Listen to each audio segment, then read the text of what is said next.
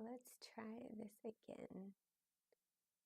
Let's see if this works. Let's see if the chats can come up. We're trying this for like the bazillionth time. Okay, you guys, we've been trying this a couple times to make sure that I can live stream with you and answer your questions in real time. Hopefully this is working. So if you guys are on and want to send me a message, you can make sure that the chat's working. If not, no worries, and we'll just keep trying until we get it down. But I wanted to set up my camera so I don't have to live stream on my iPhone or my webcam and just have a little bit better quality. And just wanted to make sure. Oh, okay, somebody said it's working perfectly. Okay, good. So that's so exciting. So happy Saturday night, you guys. I guess this is Saturday Night Live. I can answer any questions that you guys have, and I'm just happy to hang out with you on a Saturday night. So if you guys are home and just chilling, then we can interact with each other. You can ask me anything dermatology, skin related, or even medical, health, life related, anything. And if you're out and about and having fun on this Saturday night, I'll post this, so hopefully you guys can refer to it later. And if people have certain questions about certain things, I can address it here on this platform. And I'm sure if one of you has a question about one thing, somebody else out there has a similar question. So just let me make sure I can see your questions. Oh, hi, doctor. I can hear you. Okay, good. I'm so glad because we were having issues with the audio before. I'm so glad. Okay, good to see you guys. Thanks so much for joining. So earlier I filmed a video today on fall skincare because it's a changing of the seasons and fall is like skin rehab time, right?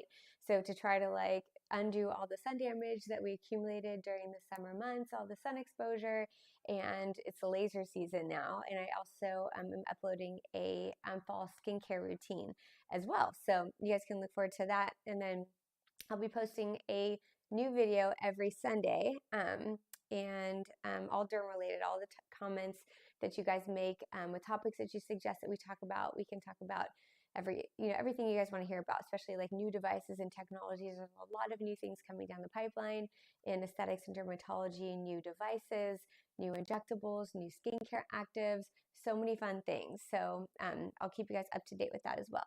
Okay, hope you're well. I just started using MDR products. What face cleanser do you prefer for fall and winter for somebody with dry skin? So I've been formulating my own. It's taken years to perfect, but it's about ready. We're now just waiting on the packaging because you know how important packaging is to maintain the integrity of the products inside. So I'm having a BioCleanse 5.5 cleanser that's going to drop soon, hopefully next month. But in the meantime, or even after that one drops, if you want to use a gentle cleanser, I really like the Skin Better Science Oxygen Cleanser, but I'm more acne prone and I struggle with melasma. But if you're more on the dry side, the Gentle Cleanser by Zeo Skin Health, there's so many great cleansers out there. But I wanted to engineer my own cleanser because I wanted to help reduce the need for double and triple cleansing.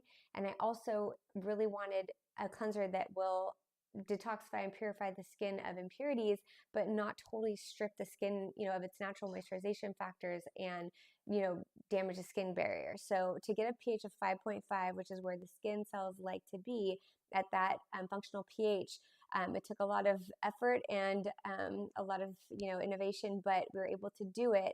So it's a 5.5 with a perfect hydrophilic hydrophobic ratio of molecules in the cleanser to clean your skin, but still leaving it feel supple and hydrated and not too overstripped, because that's a problem with a lot of the cleansers in the market today. So I'm excited to introduce that too. But some of the other ones that I just mentioned before are great. Everybody has their preference with cleansers, and I'm not like hard fast on saying you have to use this cleanser. It's the only one I recommend. I'm really open, and as long as your skin, responds to the cleanser well, it's not feeling too dry or irritated, and on the other hand, it's not feeling too occlusive or greasy. I think it's really, really, important. So if you have dry, sensitive skin, my recommendation would be the Gentle Cleanser by Zeo Skin Health. Okay, let me get to this. My laptop's a little bit farther away. Okay, can Fraxel Dual and or BBL be used on darker skin? So that's a great question. So the answer is usually not, because BBL, which is broadband light, which is also known as IPL, and I'm sorry if I'm not getting to all your questions because I see them popping up now and I may not be able to get to all of them, but I'll look it over, and any ones I don't get to, I'll try to do another video and address all the questions that aren't answered. But BBL is just broadband light, and it's an IPL. So you'll find IPLs more frequently in like med spas and clinics, because they're a little bit easier for the operator to manage. It's not as technical as a laser, because lasers require knowledge of like the settings, the pulse width, the fluence, the spot size, the wavelength, the number of passes, the endpoint. And a BBL, which is an IPL, broadband light, you just basically, it's not a laser because it's not coherent light in a certain wavelength. It's just a broadband light that they kind of put a filter on to make it act like a laser. But the problem with IPL is that it oftentimes can maybe relieve a skin ailment, but then it can cause hyperpigmentation or darkening afterwards. And it's not the most elegant device, but it's kind of like having like a very high performance sports car, or like a jet, or like a regular car, an everyday car. Most people are going to be able to drive the everyday car and you can get from point A to point B. But if you need to go fast or you need high performance, a jet or a high performance sports car is going to get you from point A to point B faster and more effectively, but you need to find a driver who knows how to operate that device. So that's kind of how I feel of like IPL and microneedling versus like lasers. That's why you find more lasers in dermatology clinics, and you find more like IPL, microneedling in like med spas, or areas where there's a lot of extenders that may not have the knowledge in lasers and laser physics to manage these devices. So to answer your question, I would avoid IPL or broadband light if you have darker skin tones. And then also Fraxel Restore, which I have in my office too, can cause hyperpigmentation. Now, the key is there's other lasers that are engineered for darker skin tones, like Clear and Brilliant, the 1927 nanometer handpiece, or Pico, which is a picosecond, which is a trillionth of a second, which is so fast that there's a photoacoustic, not a photothermal reaction, meaning there's no dissipation of heat, meaning there's no post-inflammatory hyperpigmentation risk for darker skin individuals. So these are the kinds of intricacies that you learn in a laser fellowship.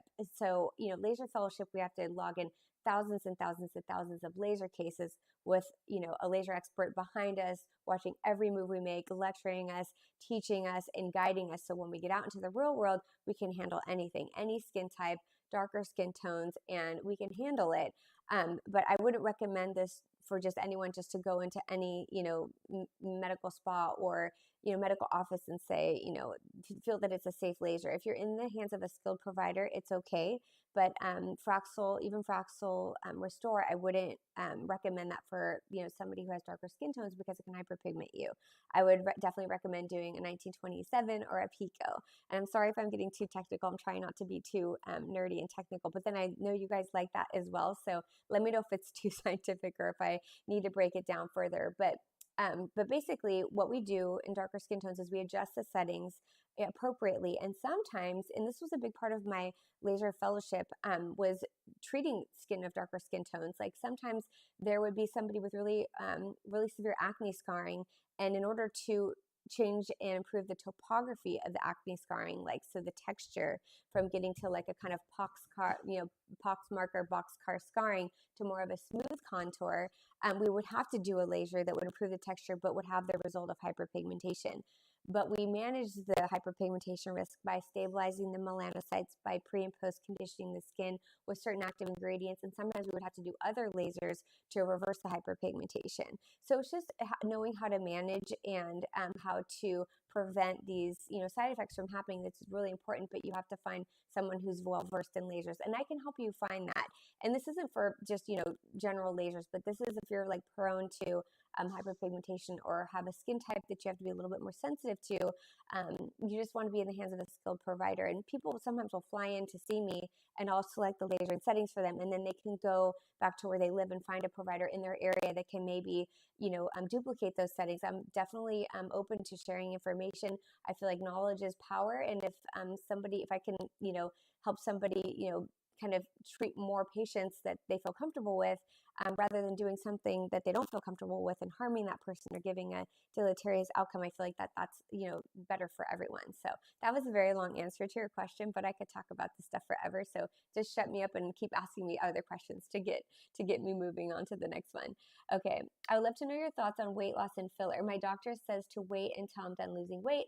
I feel like I'm losing weight is aging me and I look hollow. Anything to do in the meantime? So this is something that we definitely see in aesthetics. So the face changes as we lose fat, we lean out, and we lose weight. And unfortunately, we lose it in kind of like the mid face here. We can lose it in the temples, and it can make us look older. Even if you look at some fitness models who are younger and they look maybe 10 years older than they are in the face, their bodies look amazing, but losing weight in the face can lose that youthful appearance and kind of make you look sickly or unhealthy or old or skinny, and that's not a good look in the face for anyone. So my favorite treatment for people who are kind of having a weight loss and losing weight in the face is usually Sculptra. Sculptra is a biostimulatory filler, and when you put it in the mid face, it just gradually improves the contour to give a very youthful, bouncy kind of look to the skin without looking done, without looking like you have filler. And the reason why I feel like it works so well is because it induces your body's own regenerative processes to make that volume that's been lost, to make hyaluronic acid, to make collagen, to make elastin, to make up that ground substance that's been deflated, to kind of pop you back out to where you were before. So you can still be lean in your body, you can still have a six-pack and look amazing, but your face won't look aged. And so that's one of my favorite fillers to kind of address that issue. But it depends on where you're losing the volume in your face and how that's affecting, your skin or your overall appearance. So say, for example, you're losing it in the temples. A lot of my colleagues use Sculptra. I used to use Sculptra to fill in the temples back in the day, but now I like Voluma a lot better for this area for safety reasons and just for many other reasons as well. But Voluma usually goes right here to help with the contour.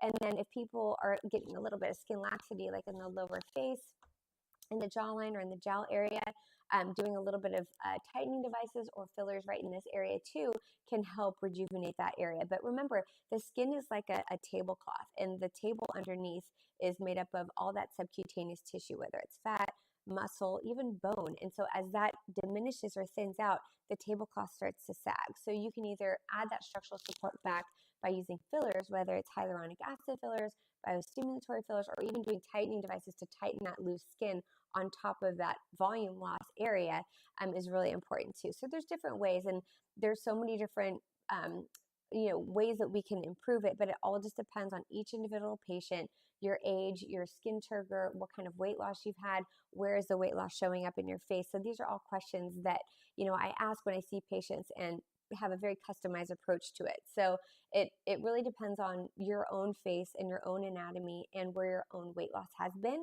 But there's definitely things that we can do to combat that. And I do it every day in my office with beautiful, natural looking results. And so that's the key. So hopefully that answers your question. Okay, and then somebody says, what can I do to improve my blotchy aged arm skin? So usually that's lasers or even topicals, medical grade active ingredients for the arms, but I can definitely improve an aged or sun damaged arm with Fraxel. I do it every day, and you'd be surprised how much Fraxel can help stimulate collagen, help make the brown spots, lighter, the light spots darker. So with the arms, as you age, you get a loss of collagen and elastin, which can make it crepey. So Fraxel will help stimulate that as well. We can also use Radiesse and other biostimulatory fillers to help induce collagen synthesis and tighten up that arm skin. But when skin gets sun damage, especially on the arms, you get brown spots, which are called solar lentiginous, and then you get white spots, which are called idiopathic guttate hypomelanosis, which basically is just some damaged melanocytes, which are the pigment-producing cells in the skin that from UV light stop making melanin.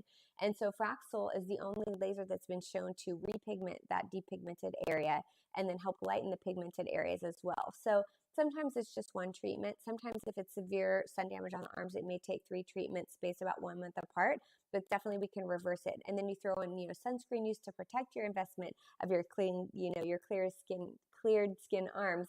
And, maybe even including like a little retinol to the arms during treatment can really, really give a beautiful, long-lasting result.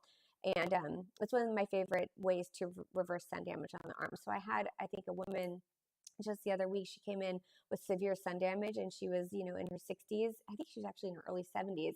And she came back and her arms looked like a 20-year-old. Like she only needed 2 treatments with the Fraxel spaced 1 month apart, and it like fully transformed her arms. So that's super fun for me to do.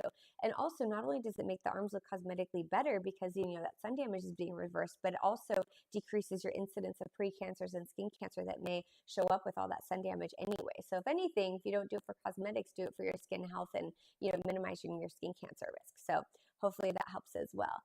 Okay, so somebody asked, sorry, I keep coming out of the camera to like look at these questions, but how long does how long does it take to see results from Fraxel laser? That's a great question. It usually takes a few weeks to see the results. So, I mean, you look good right away because there's some transient swelling that may make acne scars or fine lines and wrinkles look better. But after that, inflammation dissipates after like 3 or 4 days, maybe even 5 or 6 days, depending on how much inflammation or swelling you have. It takes about 4 to 5 weeks to start to see the results of the Fraxel, the cellular renewal, the shedding of the dead old skin cells and replenishment with the new rejuvenated skin cells. And so it's basically like out with the old, in with the new. And that's why I love Fraxel so much. It's getting rid of all that degraded collagen, all those dystrophic elastin fibers, and stimulating your fibroblasts, which are the pigment producing cells in the skin, to make more collagen and elastin to tighten that skin. And that's why I think it's such an amazing laser. And honestly, I really grew to love aesthetics when I was doing my Mohs surgical fellowship, where I was looking at skin cancer under the microscope as I was clearing the tumor, but I was looking under the skin in the microscope, and I would see people before and after Fraxel, and I would see the histologic changes under the microscope of, wow, this person has way more collagen than they did before. They have way more elastin. Their epidermis is thicker. Their dermis is thicker. Their skin is healthier. And I'm like, what did this patient have done? And I would flip through the chart and see, oh, she's had 3 Fraxels since, you know, her last, you know, Mohs micrographic surgery. So, I mean, I've seen firsthand clinically patients look beautiful, but then even under the microscope, the reason why they look so beautiful is because you're eliminating all that dystrophic extracellular matrix proteins and sun damage, all those damaged cells, and you're replenishing it with new rejuvenated skin, which is why it works so well. But it takes time for that to happen. You'll start to notice the effects about 4 to 6 weeks after the treatment, but it keeps improving, I think, for up to 6 to 12 months after the laser. So that's one of my favorite treatments for anti-aging and reversing sun damage. Okay. Do you have an alternative you suggest to Zeo Skin Health exfoliating polish? It has sterols in it and I'm allergic. I think I think you asked this in a comment today and I replied. Hopefully you saw it, but I agree. So I love the Zeo exfoliating polish. It's a mechanical exfoliant. I love chemical exfoliants too, but the Zeo Skin Health exfoliating polish is really a great exfoliant that you can use as your skin tolerates it. So I use it every day. I use it every morning. You can use it once a week. You can use it, you know, twice a week. You can use it every day. So everybody kind of has their own, you know, way of using the exfoliating polish. And I always tell my patients whatever fits best with what your skin can tolerate, what it responds best to. But it does have sterols on it in it. It does have fragrance and it does have blue dye because Zeo, their color is blue and they like to make everything blue. So I'm actually formulating and working on an exfoliating polish myself. It's been about probably more than 3 years, and I wanted to have the same exfoliant potency of that product, but I didn't want the dyes, I didn't want the fragrance, and I didn't want the sterols because a lot of people are allergic, just like you are. So right now, I don't have one that I could recommend for you. And I would just stay away from that one if you have an allergy to the sterols. But I'm engineering one, and I can't tell you when it's going to be launched because I put my blood, heart, tears, soul, everything into these products, and it takes me, you know, a while to formulate them. I work with a personal scientist. It's just him and me, and it may take a while. But as far as right now, I don't have any other mechanical exfoliant that I really can recommend, but I can look into it further for you, and hopefully mine will be launched soon. So it just takes so long for me to develop these products because I obviously don't white label. I would never trust any other company or brand to make my formulations for me. These are my babies, and I literally take information that we get at our academic meetings, like straight from the research labs, and put them into the bottles. And of course, you know, all the trials, everything that we're learning, all the new discoveries, new actives, new vehicle delivery systems, I wanted to be able to take it straight from the research labs and in our academic meetings, all this new scientific information, and have it directly available to my patients and for myself. I use all these products myself, and it's just, you know, there's such a lag time between a skin industry and medical discoveries in dermatology are made that I wanted to like bridge that gap. I remember I was in the lecture at the ASDS meeting a few years ago, And I said, how long is it going to be until we get this technology in our skincare products? And I'm like, oh, it's going to be like 5 to 6 years. And there is a lag time with it. So I just didn't want to have to deal with that or worry about that. So, so that's the answer to that. I'm just hearing my dog Kobe trying to get in, so I may have to step out for a second to let him in. If you hear him knocking at the door or clawing at the door, hopefully somebody else will get him, but I don't want to disrupt our live stream here. Okay, so my eczema flared up since I had COVID. I hadn't had any episodes in 20 years. Just needed to wear dish gloves. Is there any chance that my skin will ever go back to a non-flared state, just being in a hot area? So yeah, eczema or eczematous dermatitis usually flares in the winter months. And oh gosh, that's Kobe. Hold on, let me try to get my dog out really quick, and I'll talk about eczema in just 1 second. Hold on. I think he got like locked out, so he's here with me. So eczema usually flares in the winter months because the humidity drops, and heaters that are running in the house can take all the moisture out of the atmosphere, which pulls it from the skin. And we call it the itch that rashes, right? You start to scratch, and then that kicks off signal transduction cascades and all these pro-inflammatory cascades that make the rash worse. So the best thing that you can do, yes, using dish gloves when you wash or you have your hands immersed in water, because when your hands are immersed in water, all the natural moisturization factors get leached out of the skin, and it makes the skin even more dry and cracked and fissured and irritated. So wearing dish gloves, really doubling up on your creams and your ointments and your hydrators, especially after a shower or bath, like not even towel drying all the way off after a shower, but kind of still putting your creams are better than lotions, and ointments are even better than creams, but sometimes they're too greasy for people to tolerate. But putting that on while the shower bathroom is still moist, and you see the little water droplets in the air, that's when you want to seal in that moisture. And doing that more in the winter and fall months definitely can help decrease eczema breakouts. And drinking lots of water, and using dish gloves like we just talked about. And what else was I going to say? There's one more thing, having like a diffuser or a humidifier in the room to kind of replenish that hydration that's lost from the atmosphere can be helpful. And then, taking tepid showers or baths, shorter durations. I mean, we all love a nice, long, warm, hot shower, but people with eczema or atopic diathesis, you want to minimize the temperature and the duration that you're in the water. So baths, showers, try to do more showers and baths and less hot temperature. So I hope this helps. But yes, I remember, in the medical clinics that we worked in dermatology, and as residency, we'd have really, our peds clinics with a really horrific eczema flares, especially during the winter and fall months. So I hope that information helps you too. Okay, thank you for your time. Thank you guys for your time. I'm so excited to sit here and hang out with you guys. Okay, let's see here. I know you love Fraxel and would love to get Fraxel, but but here in Minnesota, I think it's hard to get Fraxel. What do you think? We have Halo. What do you think of Halo on level 4 skin? So I do love Halo too. I don't personally have a Halo because it's kind of in the same category as a Fraxel Restore, and that's my preference. But Halo is an amazing laser. It's a combination of ablative and non-ablative, and it can be a little bit risky for hyperpigmentation. So I would say, and your provider should probably know this already, and will probably start you on like a skincare regimen prior to your laser and then afterwards as well. Certain active ingredients that will stabilize the melanocytes, the pigment producing cells, to prohibit you from hyperpigmenting. But a Halo would be safe. If you're type 4 skin, just make sure that you go to laser specialists who's well versed in lasers, and they should put you on a pre-laser treatment program. If they don't, that's kind of a red flag that they may not be as well versed in lasers, and maybe ask them, hey, did you ever think about putting me on a pre-treatment protocol? Usually a hydroquinone or non-hydroquinone skin brightener is needed about 2 weeks before laser, and usually about a month after. So it is safe, but as with anything, you have to be in the hands of a safe provider who really is highly trained in these devices for the best outcomes. So that's my advice with that. Okay, and darker skin types with lasers can be used for treating acne scars. So we already touched on this.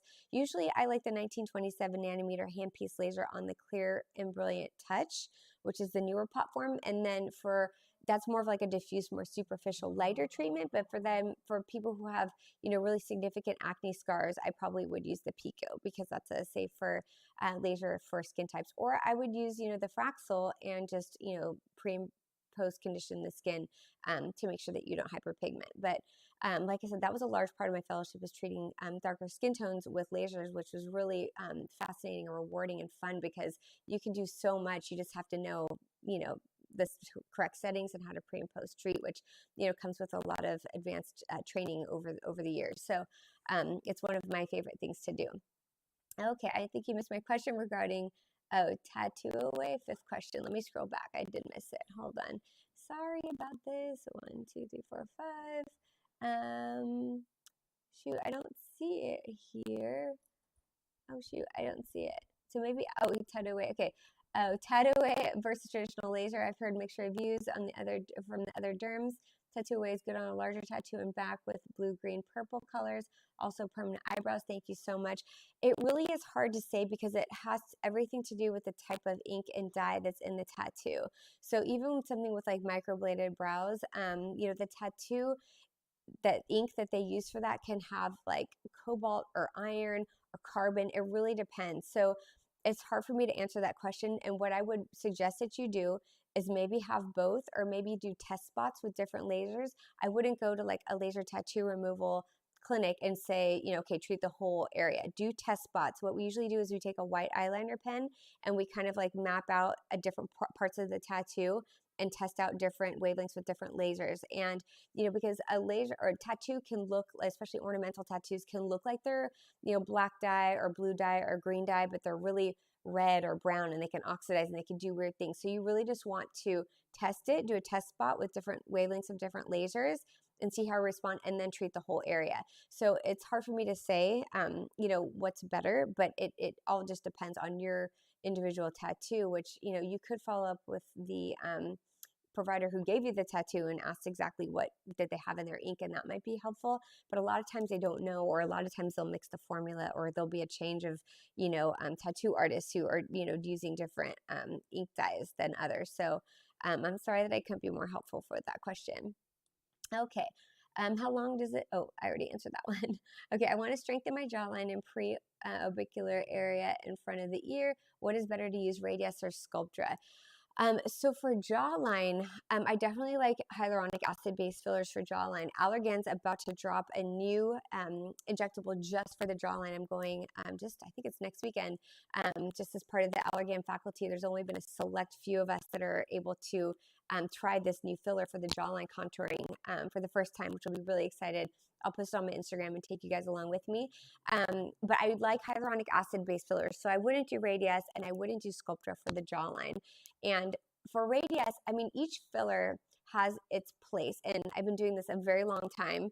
And you just kind of get to know what fillers perform better in certain areas of the face, depending on the dermal plane that you're injecting in, or the subcutaneous plane that you're injecting in, and what goals you're trying to achieve. So usually here, hyaluronic acid fillers. You won't want to put Sculptra because it can migrate, it can cause nodules, and Radiesse around the mouth. Like I love Radiesse for mid-face. I love Radiesse for hands. I love Radiesse for a lot of different things. Crepiness on the arms, even Radiesse for crepiness of the neck.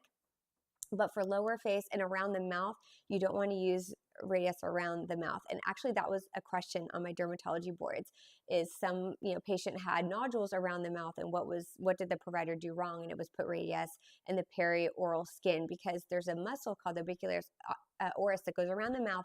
And when the mouth moves, when you talk, you chew, you eat, you live your life, it balls up the calcium hydroxyapatite, which is what Radiesse is. And it can cause these like horrible like nodules in the mouth. So that's a no-no. So you don't want to put Radiesse in this area. For jawline HA fillers, mid-face Sculptra for sure, and especially in the pre-auricular area. So Dr. Kennedy, who's a dermatologist who works with me in my office, I was doing a lot of cardio just this last month, like a lot of cardio, a lot of spin, bar. I'm doing all these things, and I always am kind of on the more petite side, and it's hard for me to keep weight on, especially I lose it right here, and I hate it. And she's like, Steph, you got to put a little Sculptra in the pre-auricular area, and I actually did. She put Sculptra right here, and it kind of like filled me out because I was a little sunken here. But that's one of my favorite fillers to do in the pre-auricular area. Now I have a lot of my colleagues do a lot of high G prime fillers there, RHA4, Voluma, Restylane Lift, and I've done that there too, but Sculptra's my favorite for right there. Been around the block, been in this industry a long time, and Sculptra is just so good at that area. So that's what I'd recommend for you. Okay. Let's see. Do you have an alternative that you suggest we already answered that one. Oh my gosh, you guys, sorry if I'm not getting out to all these. Okay. Do products stop penetrating after a certain amount of layering? So that's a great question.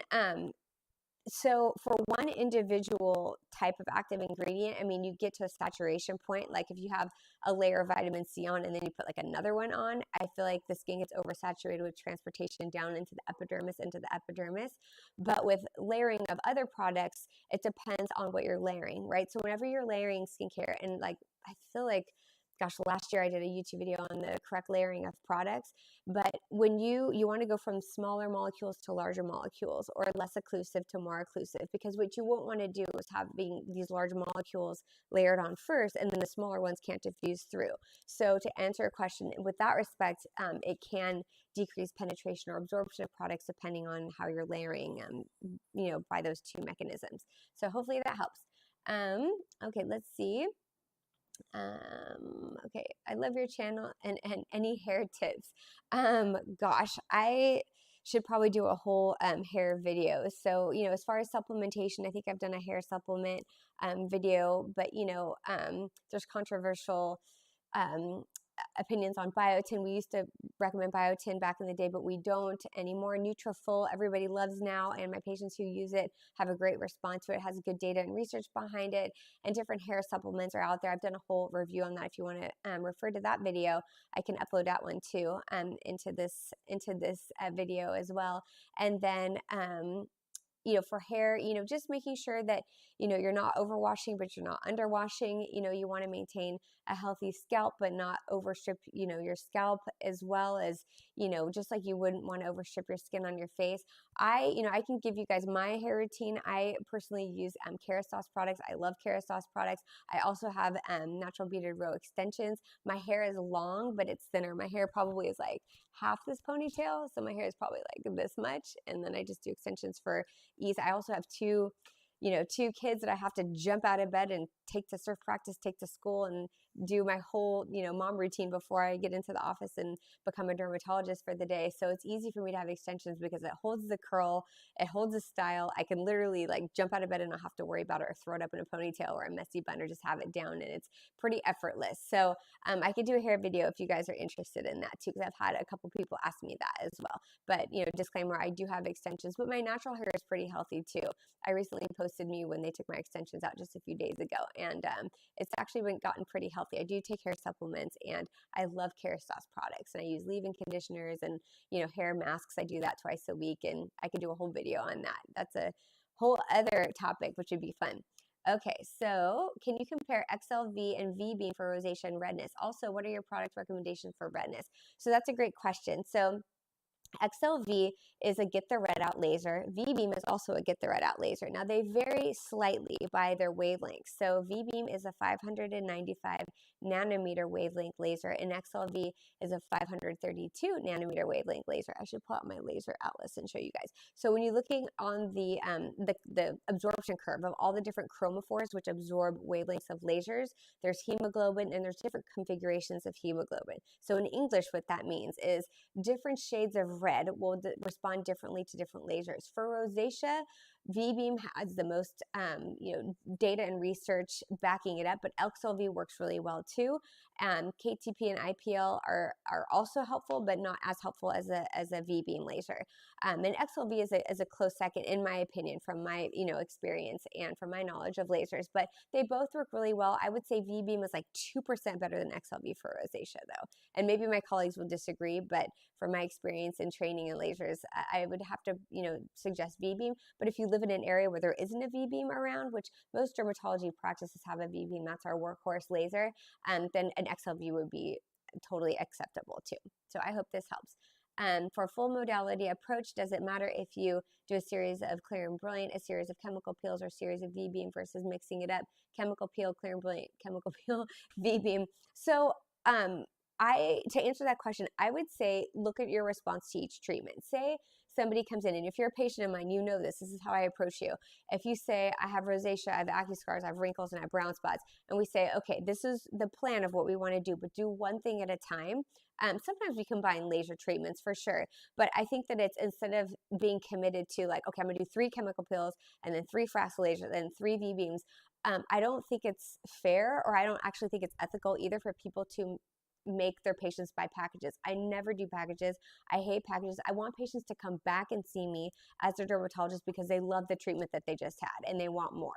It's a stepwise approach, stepwise approximations to your goal. So I would say it all depends on what you're trying to clear. If you're trying to clear rosacea, I probably would start with a V-beam first. If you're trying to clear melasma, I would probably start with a couple Clear and Brilliance with some at-home, skincare that's going to help induce, melanocyte synthesis inhibition and augment your results of the laser. And then last, if the melasma is still tachyphylactic or stubborn or not going away, then we do a chemical peel. So it all just depends on the skin ailment. Acne scars, I love doing 3 Fraxels, but I wouldn't make my patients get a package. I would do 1 Fraxel. If they like the response, we would do another one. If they're like, it's kind of okay, I had some improvement, but I want more, then we may combine a peel and a Fraxel together, or maybe we'll switch to a totally different laser. It's really important to be dynamic and fluid because everybody's skin's different. Everybody has a different outcome that they want to achieve, and I feel that people are like, okay, you have to get 6 Morpheus 8s and buy this package. It's like, no, I got 1 Morpheus 8 and I didn't like it, it didn't work. I don't want to have to come back because I got looped in and roped in to have 5 more. So I'm a big proponent of that. So although depending on your skin ailment, if I see you in consultation, we'll talk about the treatment plan, that doesn't mean we're stuck and hard and fast on that treatment plan, nor would I ever make you commit to a package like that. I'll say, let's do this, come back, and I know that you're going to have improvement and love it, and then we're going to say, okay, this is what it's looking like now, let's switch to a peel, or let's switch to a V-beam, or let's switch to a Pico, or let's switch to a CO2 or a Fraxel. So I don't have a CO2, but I would refer you to somebody who did. So I think that that's really important because customizing laser treatments or any dermatologic treatments, peels, thread lifts, you name it, I think every individual is so different. Everybody's skin type is different that you have to customize it and kind of get a baseline plan, but it's okay to deviate from it because the skin may react in ways that you didn't anticipate, or it may get a lot better than you thought it would, and you may not need the other treatment that we initially recommended. So that's my opinion on it, but that's just the way I practice because that's how, as a patient, I'd want to be treated as well. Okay. Niacinamide and elastin and CeraVe makes my face itch. Would your MDR cause my skin to itch since it also has that ingredient?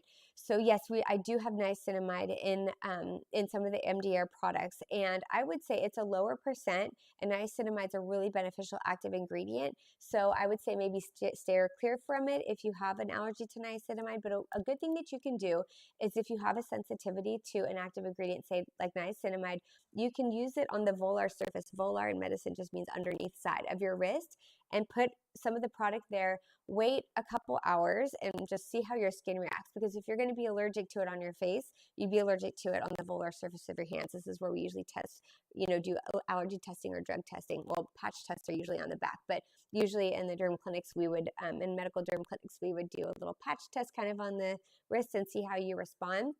So you can maybe get a sample of it and just test it out and see if you react to the niacinamide. And if you do, then probably just stay away from it. But just to be safe, if you want to just stay away from it altogether, I wouldn't be opposed to that as well. Safety first, and always being safe is the most important aspect.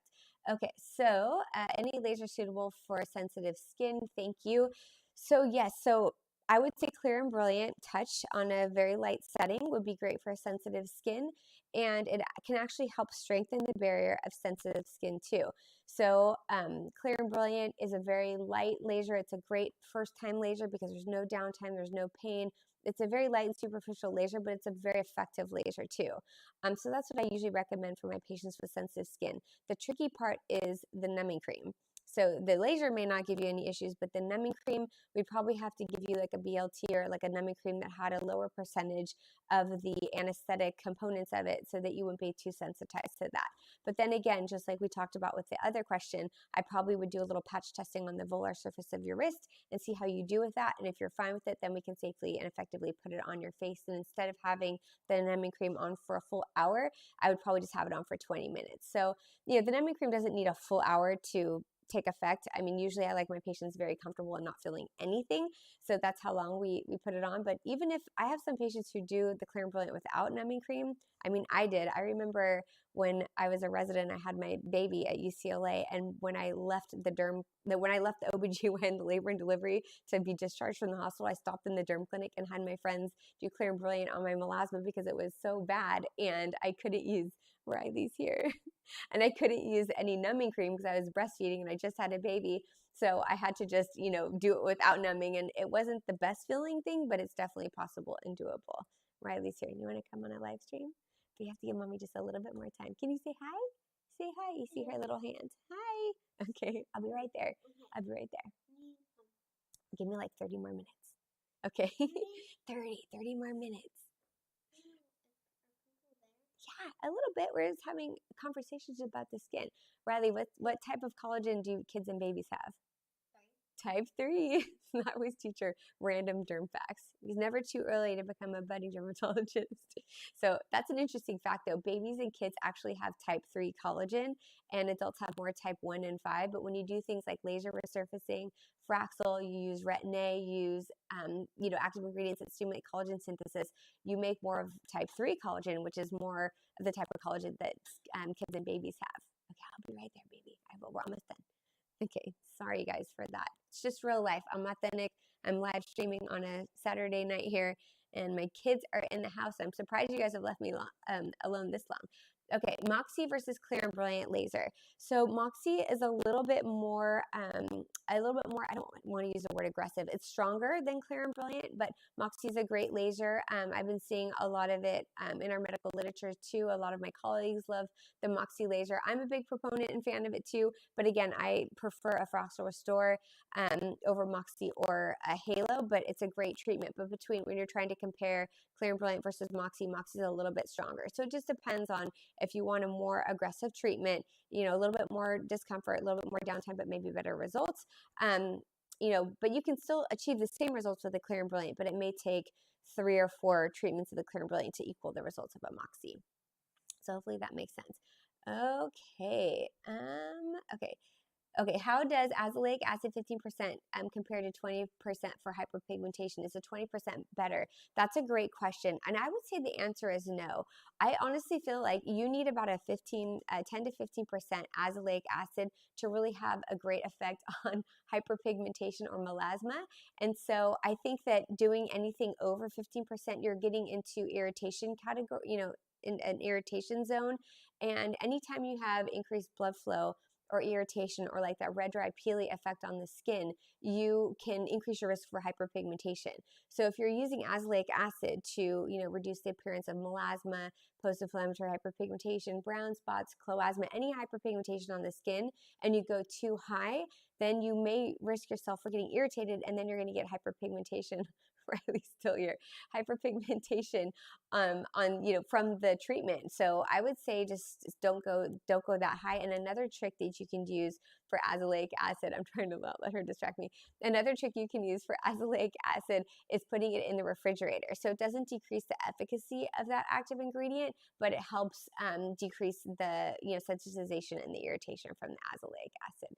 So that is my answer to that.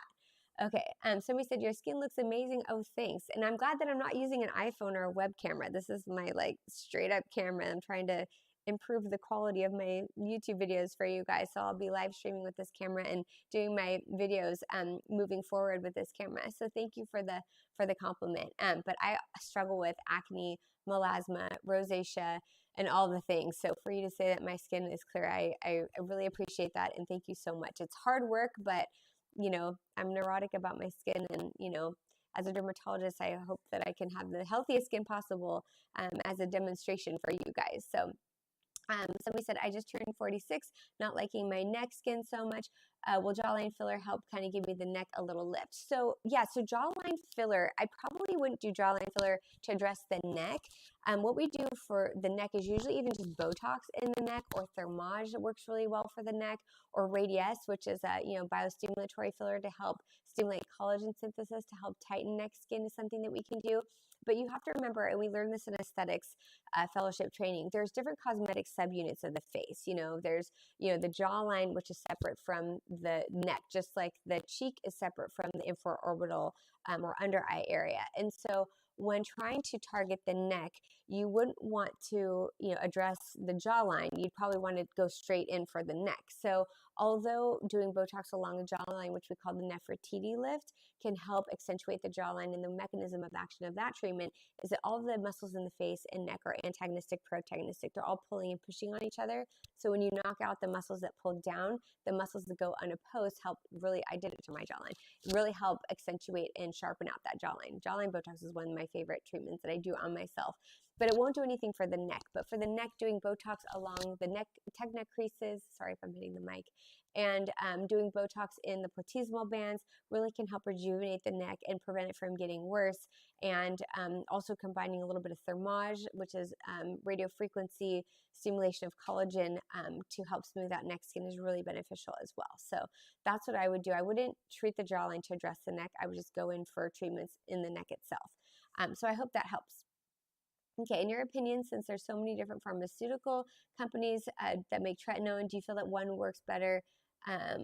Obagi, okay, yeah, there's so many, Rafisa, there's so many different kinds. So when it comes to tretinoin as a pharmaceutical, as a prescription medication, I really don't think there's much in the studies between all the different tretinoins, even Rafisa, which sounds more bougie, but it's like a microemulsion. But I actually feel that Rafisa, from what I've seen in my patients, it breaks people out more than just a straight up tretinoin. So I don't think it really matters with pharma what company makes the tretinoin. Now, retinol is totally different. So is retinaldehyde, because those are more cosmeceuticals. Those are more dependent on the technology, the vehicle delivery systems. Like my RX, our retinol is liposomal. It stays, it's microencapsulated, so it decreases irritation and minimization of extracellular presence, so it doesn't cause all the irritation that a retinol can cause, but it also packs a punch with efficacy. It's probably stronger than a retinol that's even a higher percent.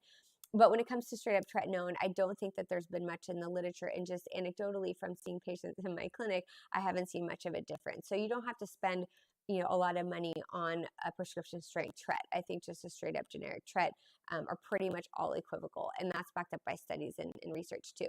Okay, thank you for your time. Thank you so much for joining me. And then Riley, give me how about 10 more minutes? Set a time on your phone and I'll be right there. I promise. Okay, I'll be right there. I'm on my live stream. Hold on, I'm almost done. Okay. Somebody just asked me, is V-Beam or BBL better for skin of color? We answered that question earlier, so if you wouldn't mind going back to the beginning, but definitely, I think V-Beam is definitely better than BBL, regardless of skin tone or skin type. What face makeup do you use on a normal day-to-day basis when getting ready for work? So I actually don't wear makeup on my face at all.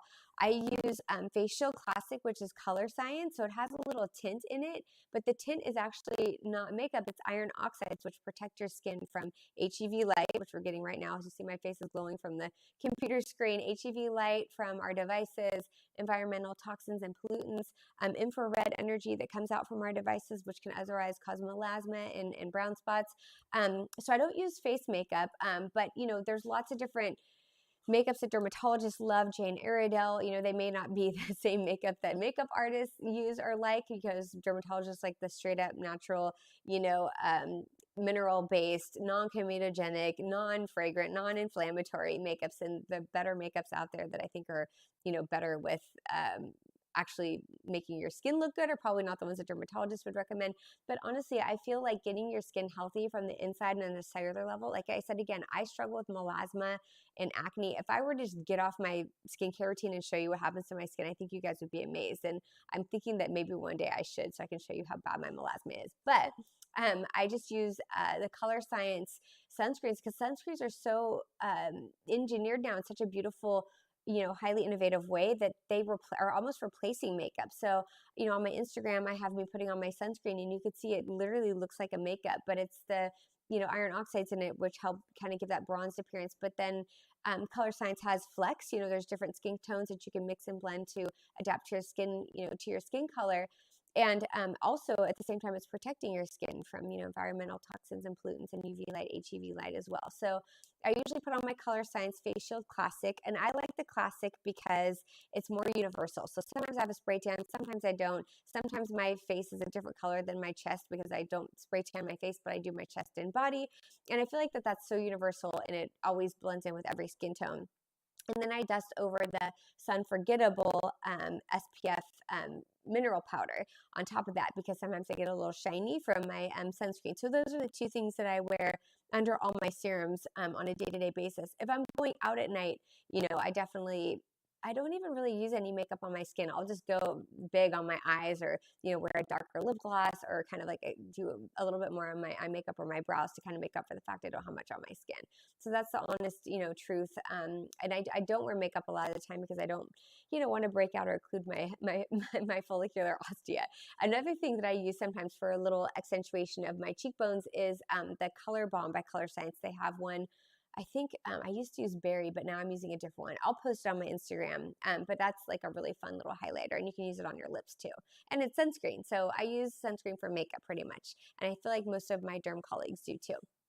All right, so I'm going to probably wrap it up here pretty soon because Riley's going to get mad at me, and it's family night, Saturday night. I think we're just going to have movie night after this.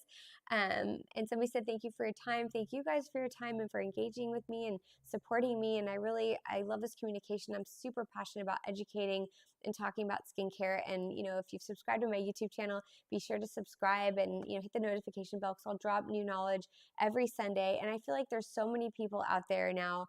And it's hard to know who to believe or what to believe, but I've put in my time with, after derm residency doing, double fellowship training in cosmetic and laser and procedural dermatology. And I want to be the source of truth and honesty in a world where that may not always exist. And no offense to any dermatologists who do paid sponsorships, but I don't accept or do any paid sponsorships at all because I only want to recommend what's best for my patients and what I feel is best for my patients. And that may change with the time or as technology improves. I want to be able to just really wholeheartedly and passionately, recommend to you guys what I feel is best. And I'll always stay true to that. I've been true to that since the day I graduated fellowship when I had a bunch of student debt, and it would have been really, fun to accept these paid sponsorships and, financial compensation, more followers and things like that. But I never did because I wanted to just stay true to myself and the knowledge and education that I pretty much sacrificed half my life to achieve. It takes a long time if you go the route I went through to get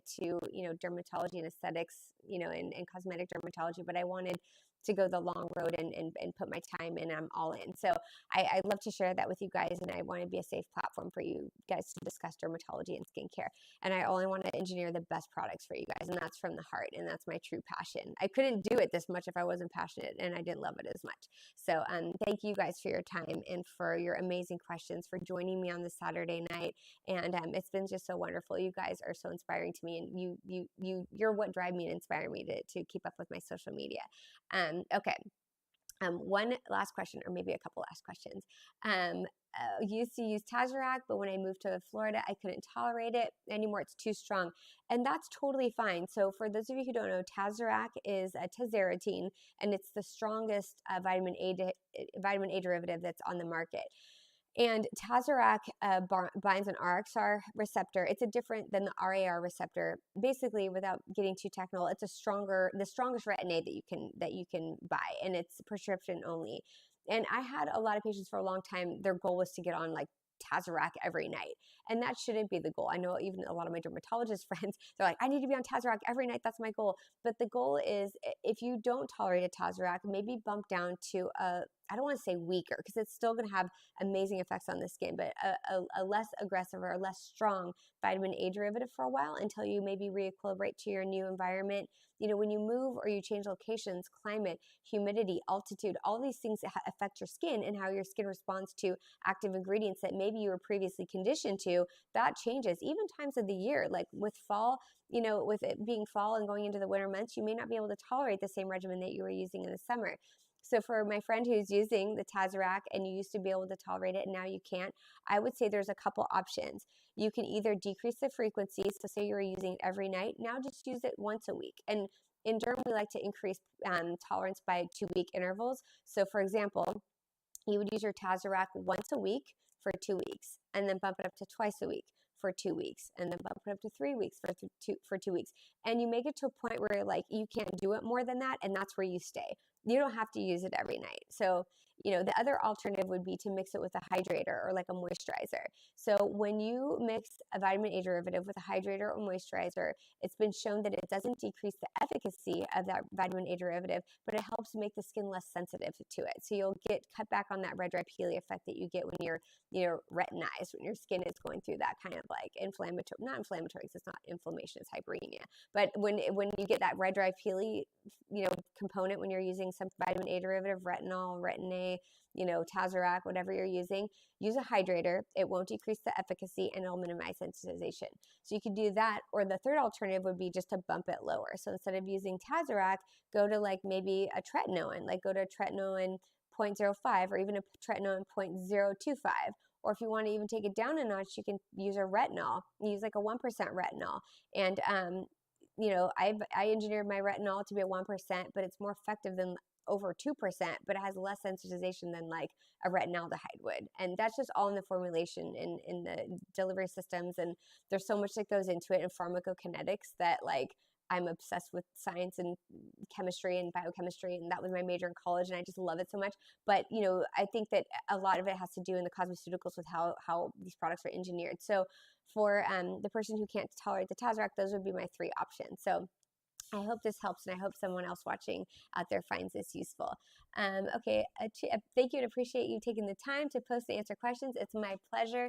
I think Riley's cutting me off now. Do I have to get off now? Okay, one more question. Okay, Rai. One more question. Okay, she's giving me the time up. I'm gonna squeeze in one more. Okay, everybody's saying thank you. Thank you guys so much, and thank you for putting up with me. And this is real life here. I'm a mom of 2 kids. I love engaging with you, but these guys are my 2 little science projects that require most of my attention. Okay, say bye-bye, Rai. And on that note, we are going to end our live. Stop, Riley. You're going to knock the camera over. I love you guys. Oh, my gosh. Rai. You're so funny. I'm going to have to stop.